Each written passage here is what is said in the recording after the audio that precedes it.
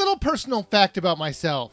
I love to read fan fiction. Some of my favorite stories are a type that they call fluff. You really can't take them seriously as they're nothing but sugar and love, and you should really enjoy them for the nothingness they really are. I bring this up because I want you to understand the mindset I came at with this game. This title is very enjoyable to play, not because it's incredibly fun or addicting, but because it gets you in a very cheery, Christmassy mood. And since that is the intent of the creators, I have to say that this game is a rousing success. There are only 6 games in this title, and a few activities. All the games are fun to play. They can all be played single player, or with up to 3 other players. But if you're going to play multiplayer, you're going to need multiple Wiimotes. I'm just going to go over all the games one by one, in no particular order, since I think all the games are equal in entertainment value. Deck the Halls is a match 3 game. They give you a grid in which to match up like ornaments. You keep matching up the ornaments until you reach the limit of the bar set at the bottom of the screen. Once that happens, you'll advance to the next level, which could have different kinds of ornaments, special golden pieces which will destroy all the selected ornaments on the screen, or another row of ornaments to start out to make it even more difficult.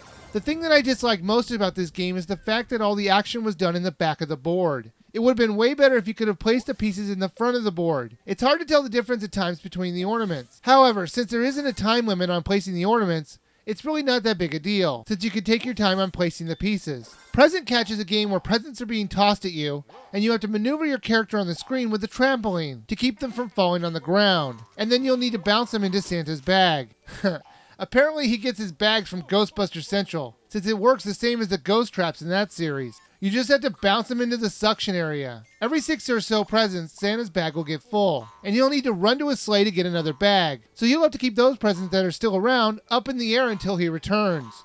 Hot chocolate is like a light version of Cookie Mama. They give you a picture of a mug of hot chocolate that the elf would like you to make. You click on the ingredients that you want to use in the drink, and then you use them over the mug. They use the motion controls in this mode, and it works just fine. You have to do this 11 times to complete the game. In each round they'll add something new, or make it a little bit more complicated to keep it exciting. Reindeer Games is the simplest of all the games, and was both of my boys' favorite game to play. The idea behind this game is that you have to get up as high as you can by jumping on the presents. All you do is press the jump button once, then maneuver your reindeer from present to present. Most of the presents will disappear after you jump on them, but there are more sturdy ones that will take multiple jumps. Plus there is a moving red one that will shoot you up into the sky quickly.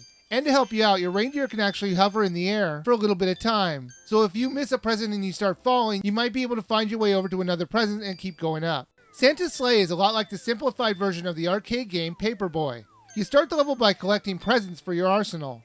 Then after you collect the set amount of presents for the round, you have to shoot these presents at the houses. In the beginning it's fairly simple. Shoot 1 present per house. Then it gets more complicated by having you shoot 1 or more at a house at a much quicker rate. It gets even harder in multiplayer when some of the other players will have to shoot 1 and others 2 at a particular house. And you'll need to keep a good eye on the color of the presents and how many you need to use. Candy Cane Lanes is a bowling simulator. Instead of pins, Santa uses elves, since apparently making a bowling pin in his workshop would be just a little bit too complicated. Yes, it's a bit strange that Santa would hit his elves with a bowling ball, but the instructions say that it only tickles them. So that would make everything okay. However, after these living elf pins get hit, they fall into a bottomless chasm. That's pretty messed up, Santa. The game controls okay as it reads the position of your Wiimote, if it should throw it straight or hook the ball. If you've ever played Wii Sports Bowling, they use the same exact controls. In addition to the games, there's also activities to enjoy.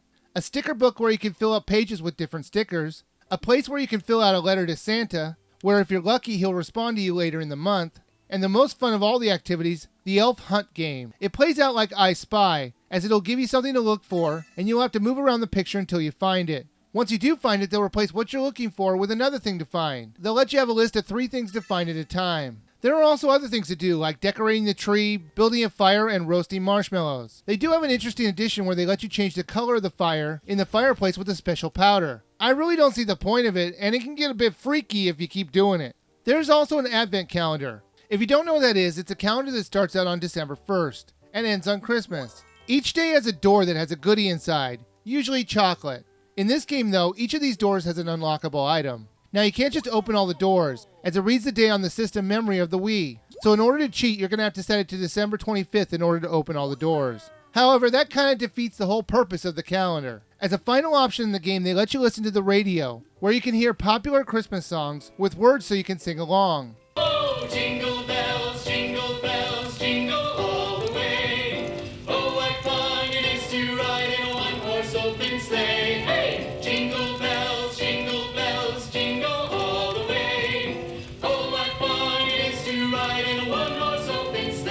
Unfortunately, the audio for the people who are singing the songs isn't very good, and that's very disappointing. If the audio is better, you might be tempted to run this program while you're opening presents. But even if you can tolerate the bad audio, you still won't want to use it on Christmas Day either. And that's because of one reason: Santa. As a special surprise, he shows up on Christmas in your living room in the game. There's nothing you can do with him, he just stands there saying Merry Christmas. As nice as that may sound, it gets a bit annoying as you're trying to listen to music, and he just keeps interrupting the songs.